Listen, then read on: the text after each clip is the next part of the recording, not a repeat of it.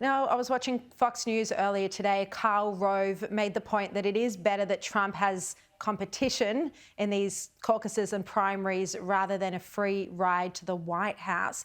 But is that what we're expecting? That if he wins the Republican nomination, which it looks like it's likely, pending, being thrown in jail, but even then, do we think that it is quite certain that he would be able to defeat Biden at a wider election?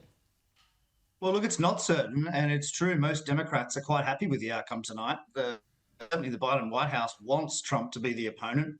Most Democrat strategists also want that to be the case. Look, we just don't know. Certainly, last time Biden won by a significant amount in millions of votes. The question is, can he do it again? I mean, I doubt it personally. I think Trump has a very good shot of winning this year because of the decline of Biden, which is just so obvious to everyone in this country, and also the state of the economy. People are furious about inflation. Sure, the rate's coming down, but it's still 4%. It's still double of what it should be, and prices certainly aren't falling, and people's incomes have not gone up by anywhere near as much. So there's a lot of anger in this country, and also there's a number of wars brewing overseas, which is of great concern. I mean, I was surprised tonight at the little caucus meeting that I went to just outside Des Moines, just how much foreign policy was talked about. I mean, you'd never get that in an Australian situation, but it really does worry people, even in these small communities. People are becoming increasingly isolationist and they don't want America, at least a section of the Republican movement, don't want America to be involved in foreign wars. I find that quite concerning because we need the United States to Yes. be the leader of the free world and not to, back away from playing a leadership role in places like the Middle East in supporting Israel just because of domestic politics. Now, Vivek Yes, yes, that's Ramaswamy. right. We saw that he dropped out of the race. He threw his support behind Donald Trump.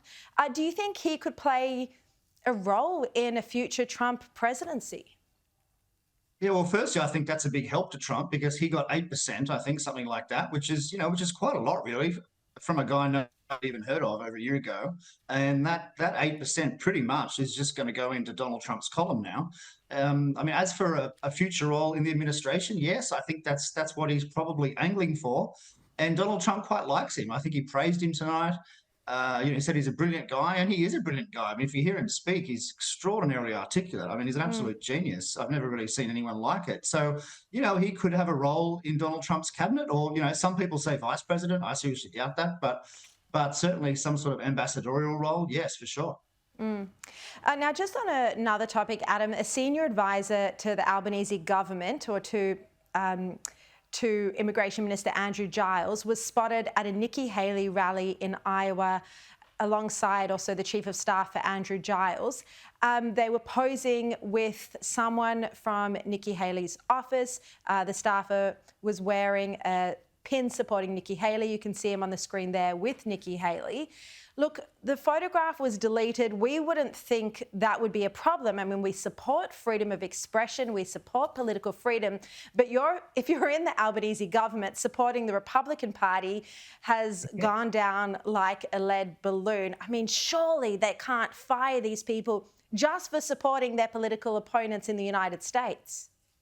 Yeah, certainly. I think it would be crazy to fire them. It was a pretty silly thing to do, obviously, and I'm surprised senior staffers didn't realise that journalists will be looking at their Instagram accounts, their social media accounts. But it's worth pointing out Nikki Haley's foreign policies are not much different from Joe Biden. So in that sense, she's more of a Democrat figure. So I don't really think that they're supporting someone ideologically who's all that different from the Democrats or the Labor Party. So, maybe they should say that back in response. The Republican Party is a very broad church, a lot broader than our political parties.